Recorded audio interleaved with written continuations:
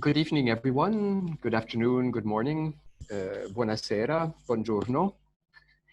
I think we can start our meeting, our lecture this evening on Jewish and Christian visual arts.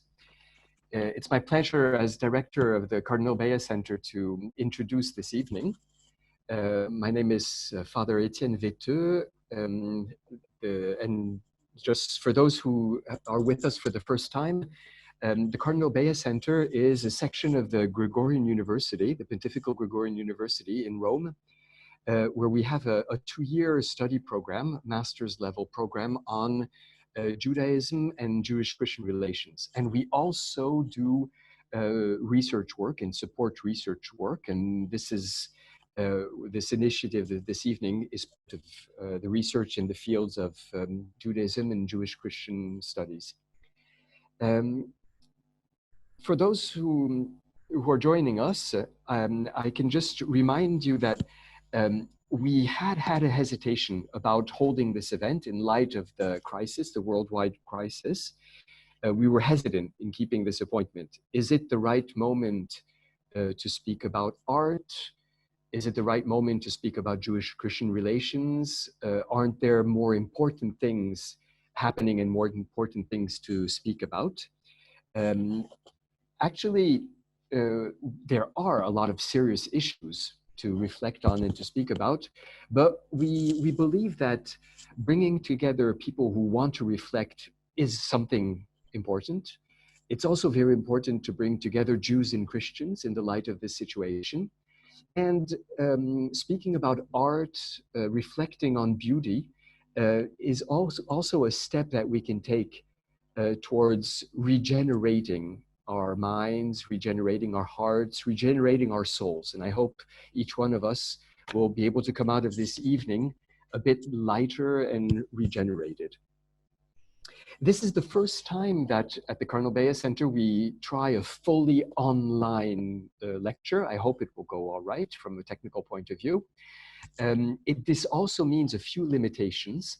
And I see people are coming in, so I'll probably have to repeat this in a few minutes. But you'll see that because of the number of participants, everybody's video and microphone will be turned off. And we will be able to, except for the speakers, of course, and we will be able to communicate only through the chat function. And so for those who are not used to Zoom, you can check at the bottom line on the bottom of your screen.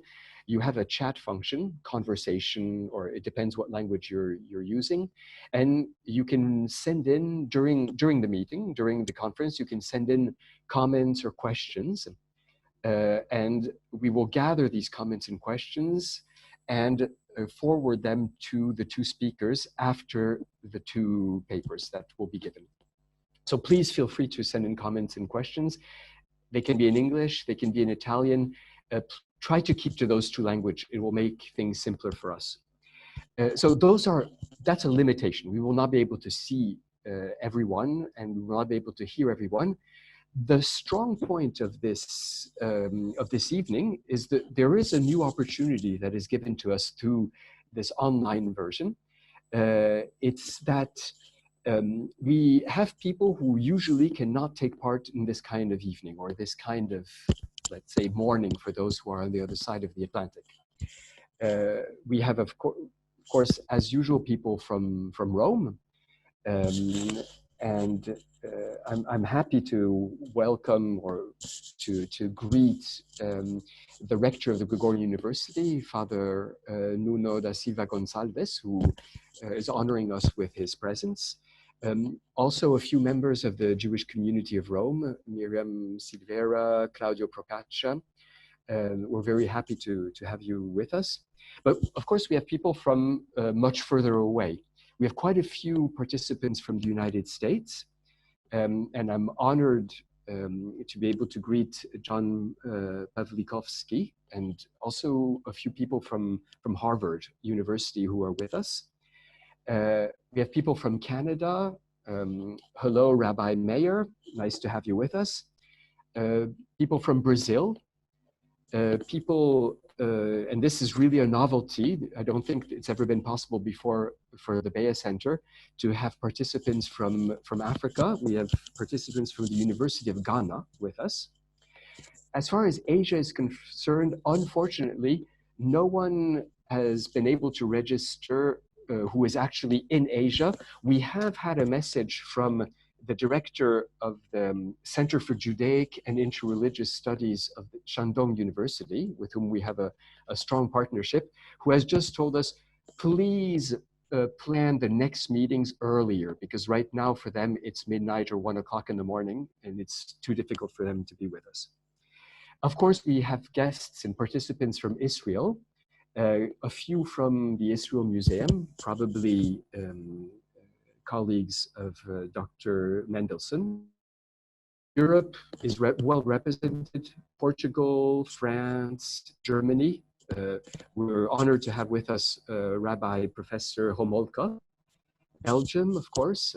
And I also want to greet Mrs. Aldegonde Brenningmeier, who has joined us. Mrs. Brenningmeier is one of the founders of the Cardinal Baya Center and a permanent, staunch support for the Baya Center. The closest state to Italy is the Vatican, and we have a few participants from the Vatican. We have someone from the Commission for Religious Relation to the Jews. Thank you for being with us. And of course, quite a few participants from Italy are already with us or will be joining us. I'm honored to I have a message saying that we have someone from Spain also. I'm sorry, I can't see everybody already. It's already too late for me to see everybody. And so I hope I haven't missed introducing or welcoming people from countries that have not been mentioned beforehand, where I haven't seen the registrations beforehand. So welcome to everybody. I'm honored to be able to introduce the two speakers right now. We just see Dr. Amitai Mendelsohn, who's with us on the screen, curator of Israeli art at the Israel Museum of Jerusalem. He wrote a groundbreaking PhD on Jesus in Israeli art, and it's become a beautiful book. Here it is. Behold the Man, Jesus in Israeli Art. This will be the theme that Dr. Mendelsohn will be presenting this evening. And we're also lucky, it's an honor for us to have with us Professor Mark Michael Epstein, Professor of Religion and Visual Culture and Director of Jewish Studies at Vassar College in Poughkeepsie, New York. His most recent book is here. Skies of Parchment, Seas of Ink, Jewish Illuminated Manuscripts. I think it's her most recent book. Yes. And okay, and Professor Epstein will be speaking this evening about emotions, rendering emotions, and how art can also produce emotions in us. And I think especially basing himself on medieval Haggadot. It may be a surprise to have two Jewish scholars speaking this evening. Usually at the Cardinal Baya Center, we have a dialogue between Jewish and Christian scholars. And the overarching theme of which this evening is one of the sessions is art in dialogue and art as dialogue. And this would mean dialogue.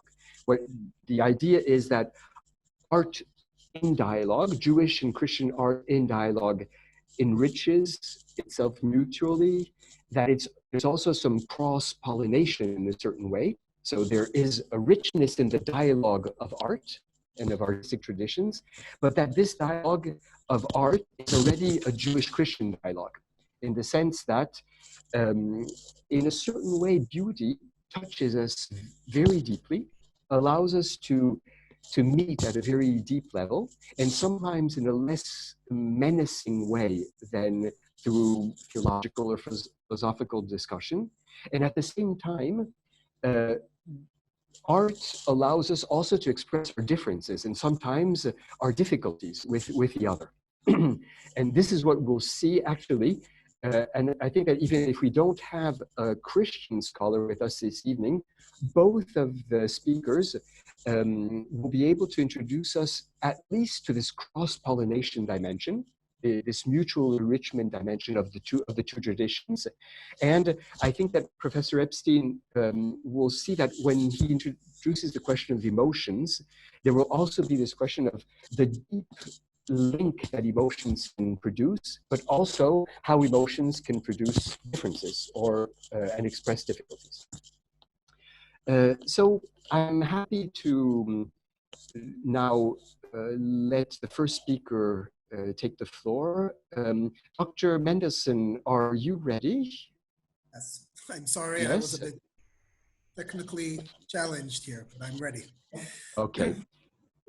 I think you need to speak into the microphone a bit more clearly. Can you hear me? Can you hear me? Yes, that's fine, yes. So thank you for being with us. Thank you for being with us from Jerusalem. And please, the floor is yours. Thank you very much. Good evening. I hope everyone hears me well. I assume everyone is hearing me. This is a very strange situation. Sitting in my home and giving a lecture in Rome. Let me know if there's any problem with connections. Sorry, I was a little late. Good evening. I'm very happy and proud to be part of this special evening in the Baya Center of the Pontifical Gregorian University in Rome. Although I'm in my home in Jerusalem, I feel like I am in Rome. And as you know, there's a tremendous historical, religious, and symbolic connection between these two cities.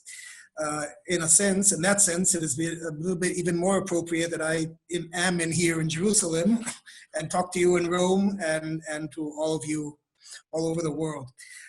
Before I start, I would like to thank Father Etienne Veto, who made the huge effort to make this evening possible, despite the situation we're all in.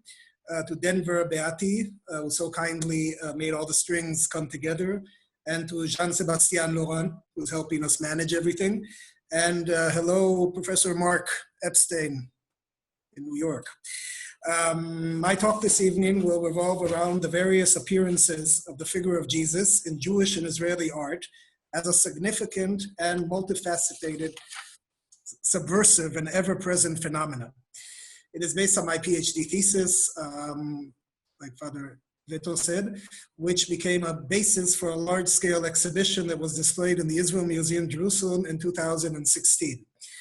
Here are some images of the exhibition that was called Behold the Man, Jesus in Israeli Art, and encompassed 40 artists, 100 works, and spanning from end of the 19th century until the beginning of the 21st century.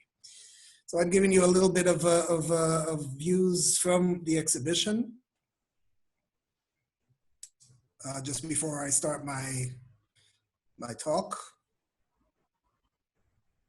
Okay, let's start from just a little introduction.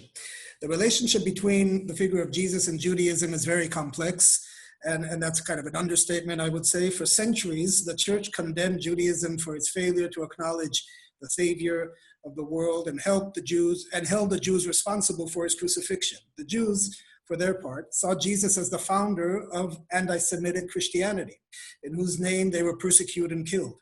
His name and image remained a despised taboo for almost 2,000 years. In the 19th century, however, a number of influential progressive Jewish theologians, writers, and eventually artists began to draw attention to the Jewish origins of the historical Jesus. This approach aimed at a reconciliation of Judaism and the Christian world. But at the same time, it underscored the injustice of anti-Semitism. Reclaiming Jesus as a Jew also meant holding him up as a model of the suffering and his fellow Jews have endured for centuries. Moses Mendelsohn, not related to me, unfortunately, the 18th century philosopher and father of modern Judaism, saw in Jesus a Jew who worked entirely in the Jewish context of the Second Temple period and never intended to revoke the commandments of Judaism. So this is a quote from one of Moses Mendelssohn's letters. The founder of Christian religion never explicitly said he would remove the Mosaic law or release the Jews from its commandments. Such a notion I do not find in any of the evangelists.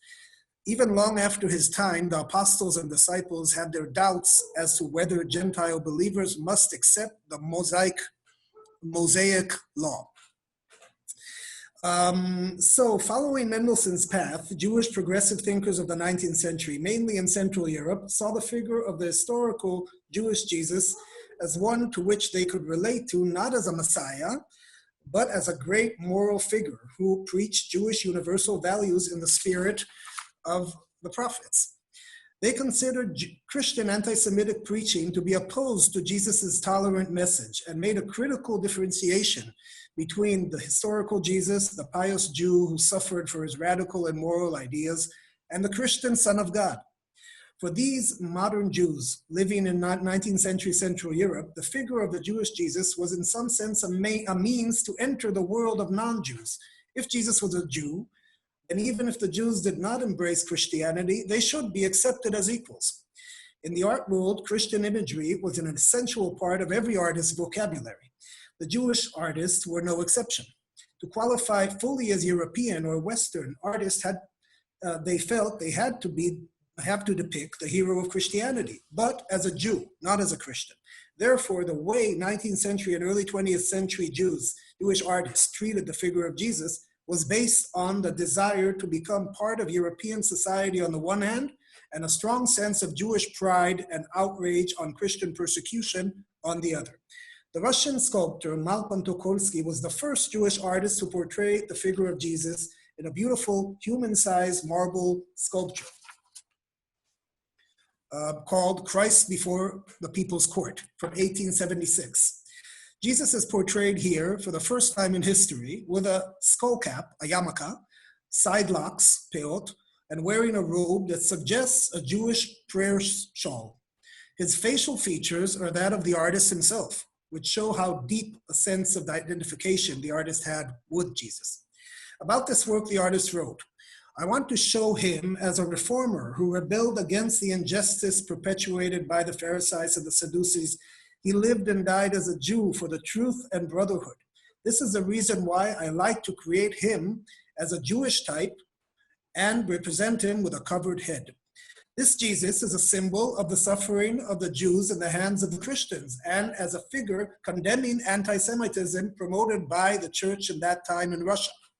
A contemporary of Tokarski, Polish Jewish artist Maritza Gottlieb, is considered by many the most important Jewish artist of the 19th century. Although he lived a very short life, died at the age of 23, he produced a remarkable body of work that united Polish Christian culture, the artist's Jewish identity, and a universal message of reconciliation between the two religions. The two phenomenal paintings, these monumental paintings that were exhibited in the show in the Israel Museum, Christ preaching in Capernaum on the right-hand side and Christ before his judges on the left-hand side, were painted in the last years of his very short life, 1878, 1879, and were left unfinished. The two works reflect the prevailing scholarly focus on the historical Jesus, emphasizing Jesus's humanity while avoiding Catholic iconographical conventions. In both paintings, Jesus is depicted wearing a talit. You see him in the center of this painting, and of course in this painting, and a covered head. In the trial scene, before the Sanhedrin, the high priest denounces him for blasphemy and hands him over to the Romans. Pontius Pilatus is seated right over here, way back on this side of the painting. In Christ preaching in Capernaum, Jesus stands in the pulpit of a synagogue built like a Greco-Roman temple, his body wrapped in a prayer shawl, but his head surrounded by a halo, a Christian tradition, of course. In the crowd, people are lost in thought or praying passionately. Among the people listening to him are men and women of different ages, even young women sitting among them instead of in the women's gallery, as well as a Roman in garb. The young man in the blue-gray prayer shawl right over here is the artist himself, lost in thought with his hands on his knees, a self-portrait of a melancholic artist in the last year of his life. Gottlieb's approach is related to the Jewish Enlightenment idea that Jesus was a Jew who never intended to abandon Judaism. His Jesus is a universal man with universal messages that made no distinctions between Gentiles and Jews. Gottlieb's Jesus bridges the gaps between Jews and Poles and between Judaism and Christianity, and intends to return to a pure religion, not the Judaism or Christianity of this time or his time that was controlled by religious fanatics at his time, but a pure religion with a universal message of truth and love. Marc Chagall, the most famous Jewish artist of the 20th century, dealt with the figure of Jesus many times throughout his life. In his famous White Crucifixion from 1938, Chagall explicitly portrays Jesus as the emblem of Jewish suffering. Surrounding the cross, we see Jews under threat in scenes of attack, destruction, and flight. White Crucifixion was painted in the context of synagogue burnings in Munich and Nuremberg in the summer of 1938, the expulsion of Polish Jews living in Germany in October, and finally, the pogrom of November 38, Kristallnacht, a foreshadowing of what would occur in Europe in the coming years. In a later painting from 1943, Chagall painted the crucified Jesus with tefillin wrapped on his arms, the Torah scroll on his right, and an angel with a shofar under it, yet with a halo around his head. All around are depicted horrors. The shtetl is burning, the ship is sinking. Under the cross, a woman and a baby are seen fleeing, an allusion to the flight of the Holy Family to Egypt, escaping the threat of Herod after the massacre of the innocents. In Crucified from 1944, Chagall responded to the event that was perhaps hardest for him personally, the destruction of his beloved birth town Vitebsk by the Nazis. The painting shows Jews crucified along the streets and corpses lying in the snow. A man holding a Torah scroll perched on a roof of a house recalls one of Chagall's best-known early images, the Fiddler on the Roof.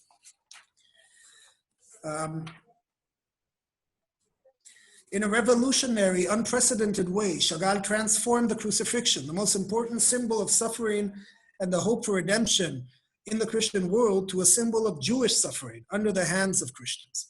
Going back some 40 years to the beginning of the emergence of Zionism, I want to start talking about Ephraim Moshe Lilian, maybe the first and most important artist to visualize the Zionist cause. In his Zionist illustrations, made in the style that prevailed in the end of the 19th century in Europe, Art Nouveau or Jugendstil in German, he inserted directly or suggested Christian imagery and specifically symbols connected to the figure of Jesus. In his poster dedicated to the martyrs of Kishinev pogrom from 1903, he depicted the Jewish victim in a cross-like composition like a martyr, a Jesus figure. In an illustration called Pesach from 1902, we see an old Jewish man, while to his left the sun rises at the east. The man's head is covered with a crown of thorns, reminiscent of Jesus's famous crown of thorns.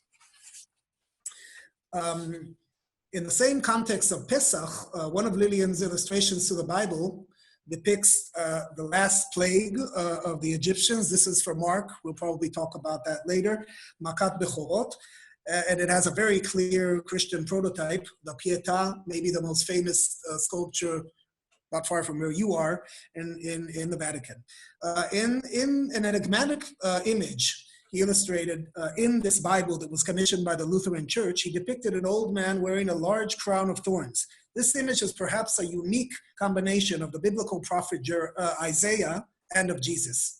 And there are depictions of Jesus with a huge crown of thorns. Lilian's cover for the 1914 edition of the Bible that featured Martin Luther's translation of the Old Testament and the New Testament combines a menorah, a cross, and a five-sided star, the Star of Bethlehem.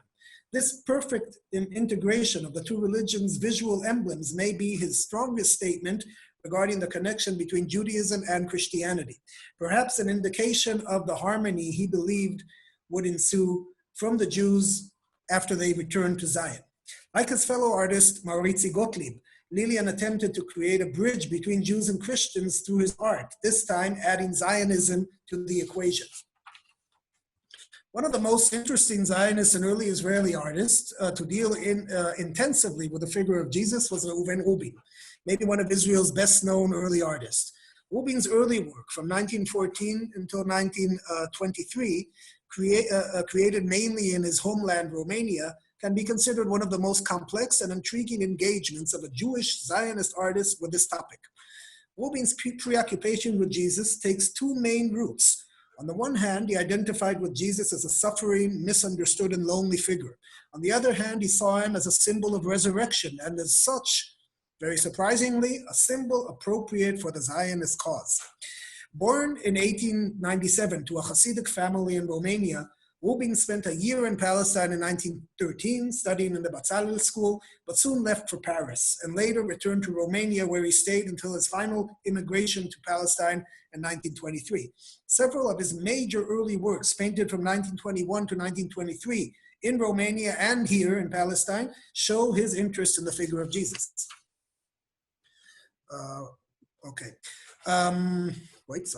Self-portrait from 1921 depicts the artist with a tormented expression reminiscent of the suffering Redeemer.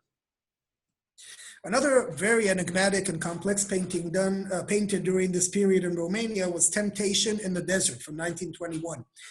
Its title, alluding to the New Testament episode of Jesus' encounter with the devil. Unrelated directly to that story, the piece represents a synthesis of influences and references from the New Testament. The encounter of Jesus and Mary Magdalene after the resurrection, in the scene in which Jesus asks her not to touch him, Noli me tangere, is combined with a prayer in Gethsemane, after the Last Supper, when Jesus prayed alone while the three apostles who accompanied him slept. The main figure's head is surrounded by a faint halo, thus strengthening the Christian aspects of this work and the saintly qualities of its hero. The personal biographical aspect of this work is also important. I just want to show you the references here. Rubin's brother died during the First World War, and the face of the main figure is his. Yet when asked about this piece, Rubin claimed, "He is me. This is myself." Thus, in this work, Rubin and his brother merge in a scene with clear Christian overtones. The painting is very much influenced by Egon Schiele and immersed with feelings of loneliness and asceticism. Like the self-portrait that we saw before, the personal realm is stressed here rather than the socio-historical context. And we'll see that combination soon, again, in other paintings. Rubin also used the figure of Jesus in a very different way to exemplify the tension between the old Jewish world and the new possibilities offered by Zionism. In this painting, The Encounter, Jesus and the Jew from 1922, in which a downcast figure of an old Jew is seated at the opposite of an upright figure of Jesus. Near the figure of Jesus grows a young tree propped by a supporting pole, meant to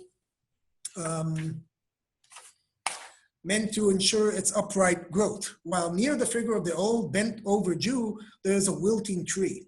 Weakness and decline, representing the exiled Jew, contrasted with renewal, growth, and uprightness, was a familiar theme in themes associated with Zionism.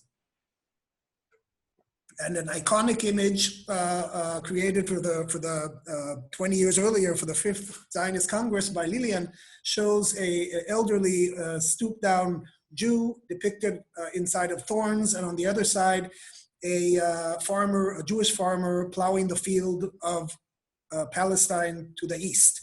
The similarity between the elderly figures in the two depictions is clear. Extending the analogy, Jesus and Rubin's painting can be equated with that grain and the farmer in Lillian's image. Thus, Rubin creates a symbolic analogy between the Zionist movement and the resurrected Christ. On the eve of his return to Palestine in 1922, he painted this work, Madonna of the Vagabonds. Here we see the infant Jesus lying on the floor and venerated by his mother on the shores of the Sea of Galilee. The men sleeping behind the Madonna are vagabonds, pioneers who have come to build a new home for themselves in the land of Israel. The baby Jesus thus symbolized the rebirth of the Jews in their homeland, a rebirth after the death and exile of the Galut. It can also be seen as a sort of self-portrait of the artist himself, who is about to begin his new life in the land of Israel. The figure of Jesus disappeared from the work of Rubin from 1923 on, but had one last guest appearance in 1950 in the large painting called First Seder in Jerusalem. Here we see Jesus at the Passover Seder Pesach, seated next to many other figures. The artist on the other side of the table. This is the figure of Jesus right here. The artist on the other side of the table, a rabbi, a soldier, and other typical Israeli and biblical figures. Jesus joins this festive Seder meal to the left-hand side of the painting, following the establishment of the State of Israel. His hands are spread out in a gesture reminiscent of the display of the stigmata, but with no visible wounds. This time he is blessing those present, perhaps expressing his approval of the establishment of the State of Israel. This twofold engagement with the figure of Jesus represented in Rubin's early work, the personal and the national, the emotional and the collective, can be traced in the art of many artists in Israel who came after him, up to the present day. Some artists took up the image of Jesus as a means of expressing a national, collective, and Jewish message, yet others used him in order to stress universal, personal, and intimate realms. Another important path that was taken was the political, social one, in which the image of the outcasted, tormented Jesus battling the establishment was used as a role model. Following Chagall's example, artists who had come from Israel after the Holocaust and witnessed the horrors of the Holocaust used the crucifixion as a symbol of Jewish suffering and sacrifice. Moshe Hoffman depicted in 1967 the crucified Jesus being dragged down from the cross by a Nazi soldier in order to join the line of deported Jews awaiting their fate. Moshe Kastel, on the other hand, who came from a very religious Sephardic family in Jerusalem and usually painted Jewish and local scenes, depicted himself as the crucified Jesus in an expressive style similar to that of Chaim Sutin. Although painted in 1948, right after the establishment of the State of Israel, this painting has nothing to do with this big event. It was painted after the artist suffered a personal loss of his wife and his child who died in birth and secluded himself in a monastery near the Sea of Galilee. The face of the crucified is that of the artist, and the sign on top of the cross reads Moshe Kastel HaYehudi, Moshe Kastel the Jew, identifying himself with the image most Jews would see as a taboo. In 1949, following the War of the Independence and the establishment of the State of Israel, Marcel Yanko, an important artist who was also part of the Dada movement years earlier, used the Christian iconography of the scene of the entombment in a painting called Nocturne, Death of a Soldier, of an Israeli soldier. In this highly Picasso-esque painting, the soldier, a young Jewish victim of the war, thus evokes the image of the dead Jesus after the crucifixion. After the State of Israel was established, it seemed that the immediate threat of anti-Semitism has been removed. Many artists have turned to the figure of Jesus in ways that were personal and universal, taking the image of the tormented Christ as an emblem of the artist himself or of the oppressed and the outcast. At times, they were aimed against the authority of the establishment, the Zionist state. The first and most important artist in this sense was Yigal Tumalkin. Born in 1933 in Berlin to a Christian father and a Jewish mother, he arrived as a child in Palestine at the age of 2. Many of his works are infused with a strong sense of political awareness and express a sense of violent urgency, along with a sharp anti-war message. Tumalkin's sculptures were closely connected with Christian iconography and themes, especially those of martyrs and the figure of the crucified Jesus. This motivation behind all these works was a fierce outcry against human violence, injustice, and the folly of war. Mita Meshuna from 1984 is made of an army bed that was turned by the artist into a crucifix, alluding to the sacrifice of young soldiers in war. The work was made in reaction to the first Lebanese war in the 1980s, which brought daily news of soldiers being killed in battle or wounded. In other works by Tumalkin, daily materials were used combined with symbolic references. The phrase Mita Meshuna refers to the biblical expression meaning unnatural death. The word Mita means in Hebrew bed or death, but in a different spelling, it is bed, and thus referring in this work to the actual army bed, that is the basis of the piece. The way the phrase is placed on the top of the cross is reminiscent of the initials Imri on the top of Jesus's cross. The torn Israeli flag incorporated in the work can be seen as an anti-establishment symbol of broken ideals.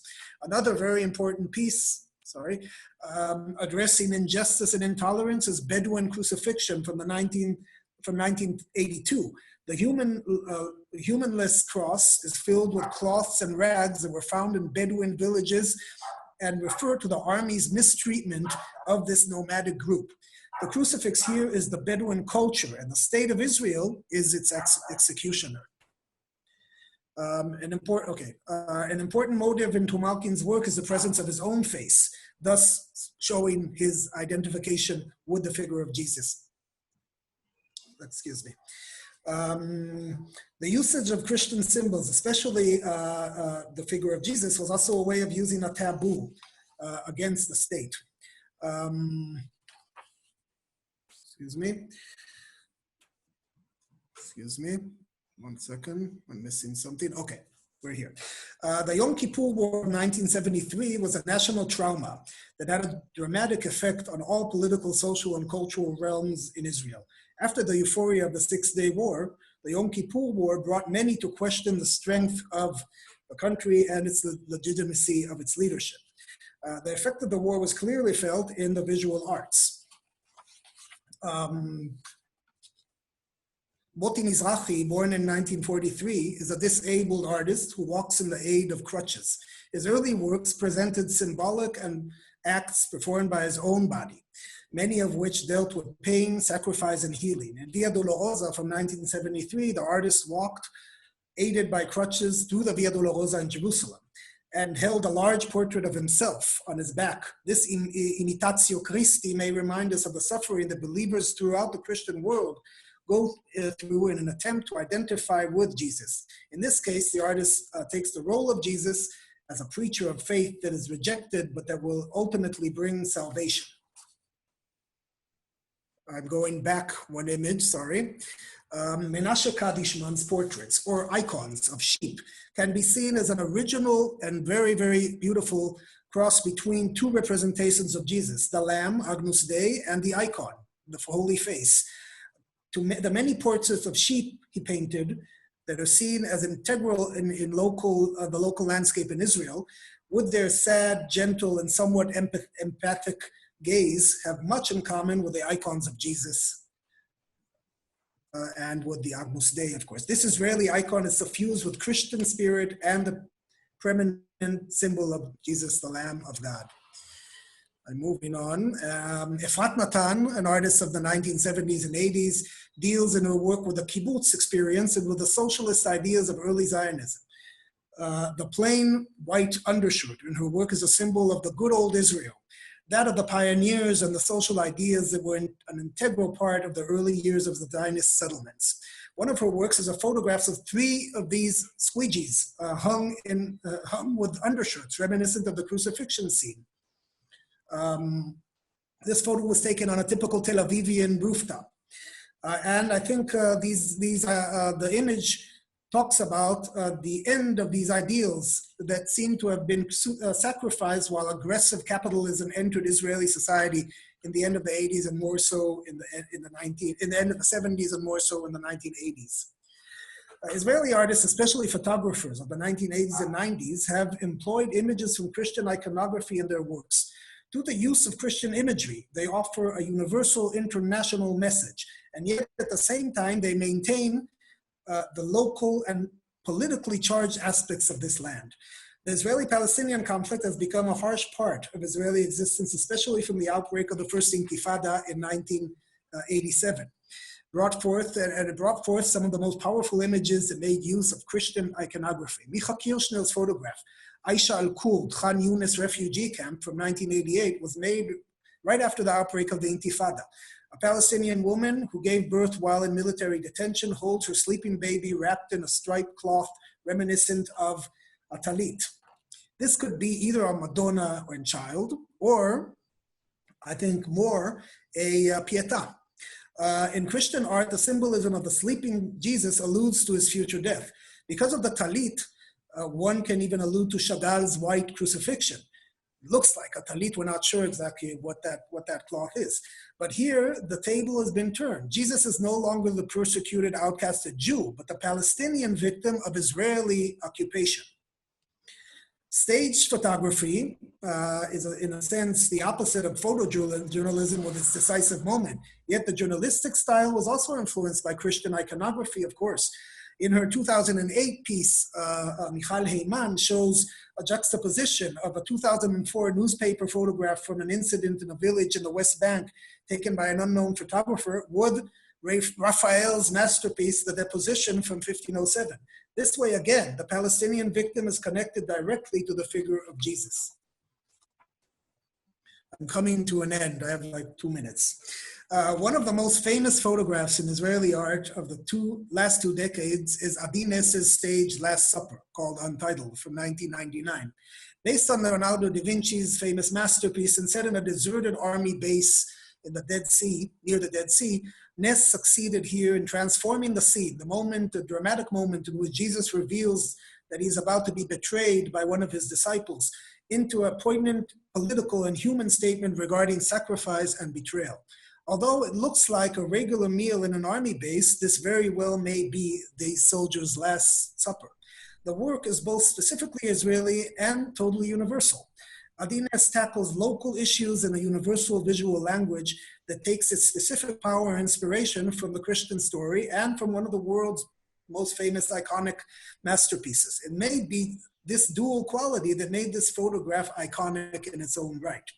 Going back full scale to the beginning of my talk, if we look at Gottlieb's depiction of Jesus, the Jew preaching in Capernaum, and we go forward to seeing the baby Jesus born in the land of Palestine in Rubin's early work from 1922, and jump about 90 years, 80 years later to Micha Kirschner's work, a powerful photograph of the Palestinian woman holding her child, and to Adi Ness's Last Supper. We see what kind of metamorphosis has undergone this image of Christ in Israeli and Jewish culture, from a symbol of Jewish pride, of the suffering of the Jews in the Holocaust, to the rebirth of the Jews and the rebirth of the Jews in their homeland.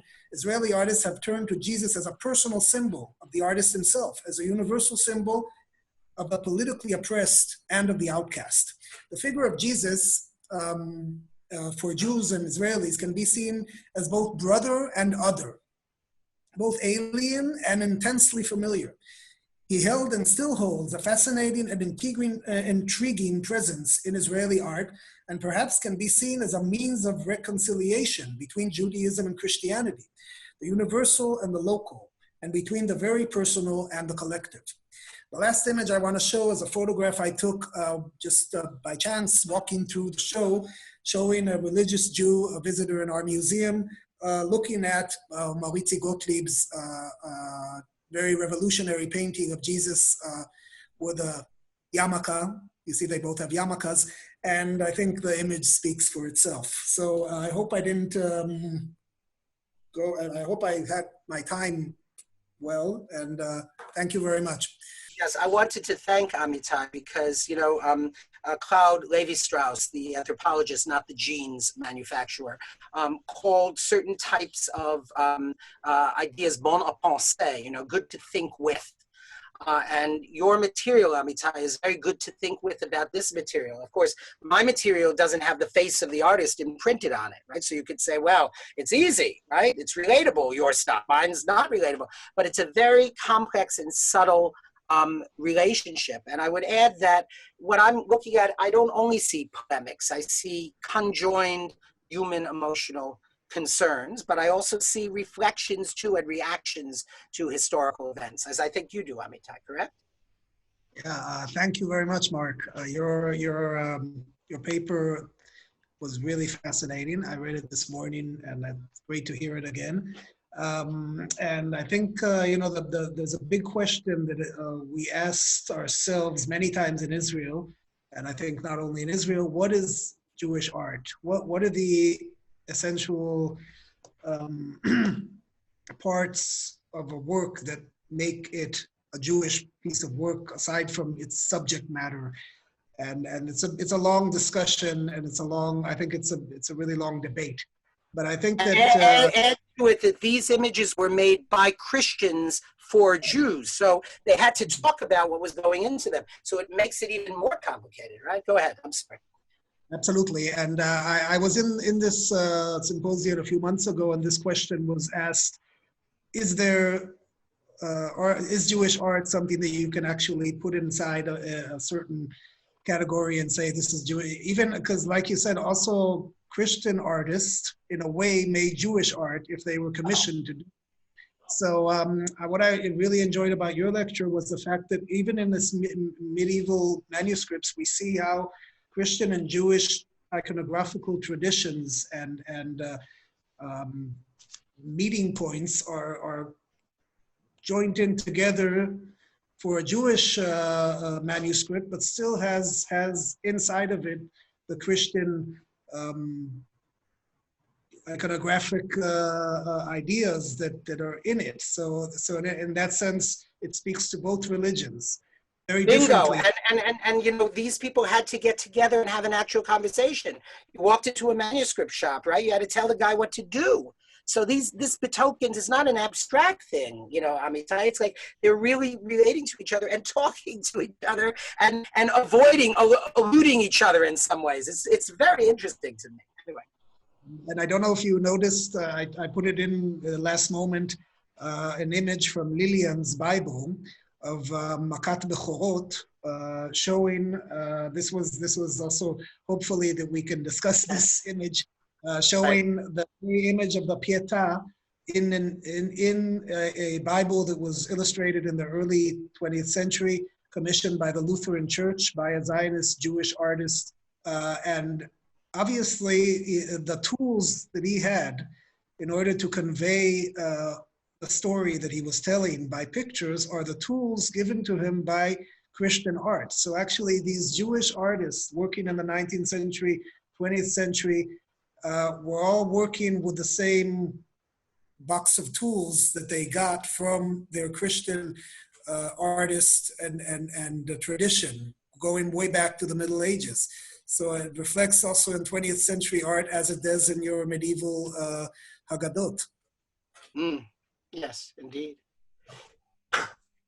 Found that an interesting conjunct between the two lectures. That very specific image of Makat Bechorot was very, I found. Yes, absolutely. One shows the woman, though, which is an additional layer. In other words, instead of, they could have shown Pharaoh, right? But they chose to show mourning women, which is another dimension of this. The same thing with Lillian. He showed a mourning woman holding the figure of her son. No, I think that's a man. He's bare-chested and he's wearing an a male Egyptian headdress. Or is this another image you showed? I'll have to check that. I'll have to recheck that. Maybe. Okay, I'm positive it's the Egyptian. Well, take a look, but we should talk about it more for sure. Right, but the gesture and the iconography is the same. Absolutely, absolutely. There's one very precise question, more of a historical question for Professor Epstein, about who were the illuminators? Right. Were they Jewish? Were they not Jewish? Right. And behind, there's another question that I'm relating to this one, and this is for both of you, a bit in relation to what you've just been talking about. We say that Judaism is a religion of the book. Is it now also here, after your two talks, a religion of images? Yeah, my next book is called People of the Image, so I definitely fall out on that end. With regard to the artists, if I had more time, I would talk about that question. It's obviously essential. These were Christian artists working for Jews. When manuscript production left the monasteries and went to the high or cathedral streets in Europe, streets that were proximate to the Cai in Spain, the Jewish quarter of Victoria, you could walk into a shop and commission a manuscript. You'd walk into a shop and you'd say, I want a Haggadah.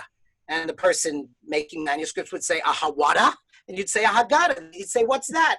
You'd engage in a dialogue that involved both, I want to show the plagues. Well, what are they going to look like? Well, I want to have the king being plagued. Is does that represent Los Reyes Católicos, the Christian kings of Spain? No, it's Pharaoh from the Bible, right? So you had this dance, this conversation that went on. And, it's actually very interesting. When I started out in this, I thought that, I was told that all these manuscripts were made by non-Jews and they had no idea what they were doing. And the Jews had no idea what they were doing. And I stood up and championed Jewish authorship. I don't think that's the case anymore the more I look at it. But I love the idea that we have Christians talking to Jews in 1320 about how to trope things visually. I can answer your question in a different angle. I think that when in the end of the 19th century, when Jews started being part of the art world, I mean, before the mid 19th century or first half of the 19th century, you really had no, the art world in Jewish communities was ritual. It was manuscripts. It was ze'eli v'anaveu, meaning that I'm going to decorate the ritual ornaments in the synagogue, but it was never art for its own sake. That was something that really Jews were not allowed to be part of the art guilds. And in the 19th century, early 19th century, after the emancipation, Jewish artists became an essential part of the art world in Europe. And the way they did this, again, is by using the set of tools that they had that were taken from Christian artists who preceded them in depicting the Bible and other scenes. So actually, a lot of what we call Jewish art today is not really Jewish art in a sense that a lot of it, I would say, takes its inspiration from Christian art. So sometimes even the depiction of Akedat Yitzchak, which is one of the greatest moments in the Jewish, in the Bible, of course, Akedat Yitzchak is one of the most dramatic moments. And many times, and I have that in my book, but I didn't show it this time, Akedat Yitzchak is also depicted in a Christian manner, looking at the way Christian artists like Rembrandt and others depicted Akedat Yitzchak, alluding to the crucifixion. But this is by Jewish artists, not by Christian artists. So Jewish artists from 19th century on were using, just because it was the air that they breathed, they had to use Christian art in their Jewish or Zionist or Jewish Zionist depictions or personal depictions like we saw. This is the ground that all Western artists, Jewish, Christians, walked upon. So it was very obvious that they would do it, but they did do it in subversive ways because the issue of Christianity and Judaism was a difficult issue. So artists that were even very religious Jewish families used these Christian elements sometimes in subversive ways. And like I showed, I hope, in ways that show great empathy to the figure of Jesus, great, I think, personal empathy and even in a way looking very much to the figure of Jesus, but still realizing I'm a Jew and this is a special and interesting place to be in. It's not a regular place to be in.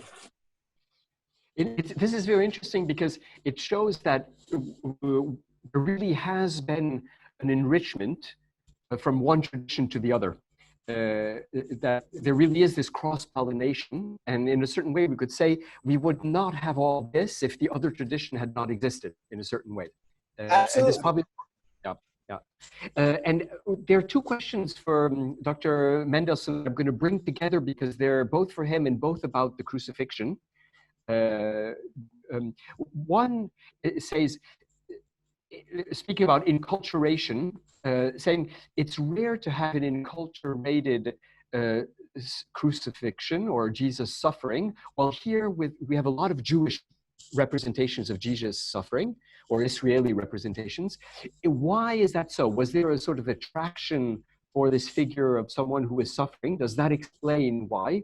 And there's a more provocative question, which is, in a certain way, making Jesus into the suffering Jew, is that not a way, a sort of inverse supersessionism? I hope you understand the question. I'm bringing it in a very compact form, which is, or do we not have here a way of taking up a Christian theme and saying we actually are the ones who are really living this out? Yes, I think the most powerful and interesting example of this would be Chagall, because Chagall considered, and Chagall is on our poster, let's notice that.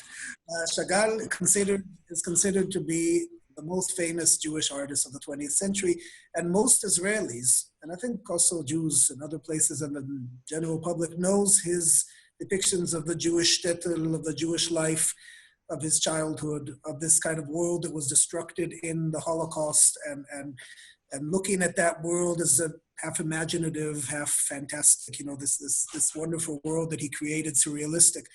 And not many people know he was obsessed by the figure of Jesus. And he painted him at least 100 times from very early on until his very late age.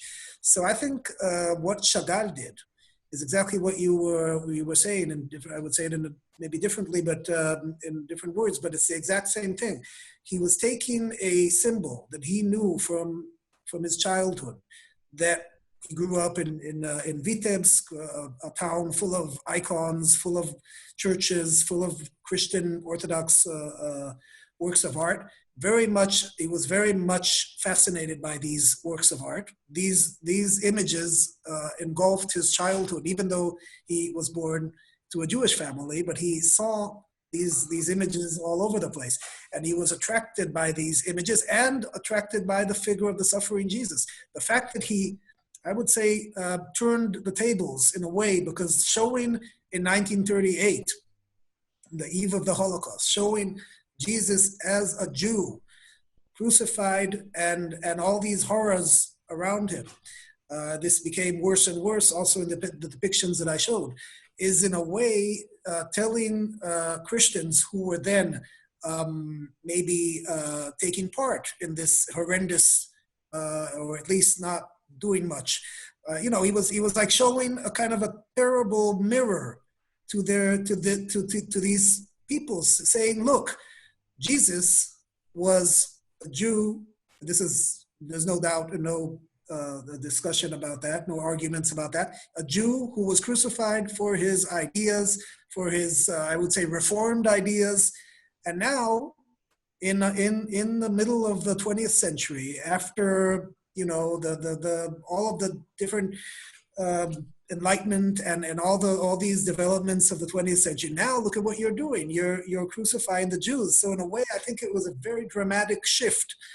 I really don't know. It's one thing I tried, and I couldn't really find the answer to this, how the Christian reaction to this painting was. Very difficult to find these reactions, but it was actually meant for the Christian public to see. It would be interesting to know what the Christian reaction to this painting of a suffering Jesus is, and also what the Jewish reaction to Jesus being painted is. But since we really have to finish, I'm going to ask, there's another question that'll be more for Mark, and it'll be the concluding question about emotions. The question is, does the same picture, can the same picture provoke different emotions from a Jewish side and from a Christian side? This is the question. And yes. I'll add a personal reflection to this, is listening to you during your talk, I had the impression there was a parallel between the ambiguity, it's a word that came very often, the ambiguity in emotions in visual art, and the way it's used, and the ambiguity that is the basis for the Talmud's plural interpretation of the Torah. There's this idea that because there's an ambiguity, because there's polysemy, you can give different interpretations and fill in the gaps. You said fill in the gaps at one point. Yeah, well, I think thank you. I think that's a very good observation. Certainly, these would have been viewed differently by Jews and Christians, but we have to realize that the manuscripts I'm looking at were made for the 1%, that is extremely elite Jews. The Golden Haggadah was probably valued at, currently could be, 600,000 euros in 1320. at a time where people maybe made the equivalent of €1 a year. So these were very, very prominent people involved in the king's court, most likely. And when they commissioned the manuscript, they were the ones who determined the meaning. They asked a Christian artist to execute it, but that person was working to order. And had they received something that they felt was inappropriate, they would have sent it back or had it fixed. We have instances of this in the history of manuscripts illuminated for Jews. So I'm most interested in the reception of Jews of these images for which a negotiated settlement was made. How do we show X, Y, Z? Well, we use this flight into Egypt, or we use this Pietà. Oh, but that's so Christian. Well, if we adjust it this way, it can be Jewish, understand? So I'm interested in that conversation. In terms of polysemy and emotions, I think that what's important is that the Talmud isn't infinitely polysematic. I think that or polysemous, I should say. The Talmud has a paradox at its heart, which is Elu ve'elu divrei Elohim chaim. Both of these opinions are God's singular truth, right? So there's a singular truth that's somehow manifested like a hammer striking a rock and sparking, or the facets of a diamond, in many different ways of looking at the situation. I think that you're correct to observe that, and I think that there is purposeful ambiguity built in here, not for the reason that it's built into the Talmud, which is to allow latitude and a spectrum of religious observances, but to do something that it is claimed is rarely done in Judaism, which is to do theology. If you look at these images in one way in terms of the emotions they convey, you come out with one theological outlook. If you look at them in another, you come out with another. So it's the same idea of polysemy to different aims, and I think that's important. I really appreciate the opportunity to be here and to speak with you, Amitai, and to be in your presence, Father Vette, and for the wonderful reception we've had. And let's do it again in Rome one day. Thank you so much to both of you. It was an excellent evening, excellent content, excellent presentation. Thank you for all those who participated. We have recorded the two talks, and we'll probably do a bit of working on them to make them come out well, and you'll be able to find them on the Cardinal Baya's website in a few weeks. Thank you. Good evening, good afternoon to everybody. It was a pleasure to be with you. Thank you. Thank you very much. From Jerusalem. Bye-bye. Bye-bye. From Poughkeepsie. From Rome.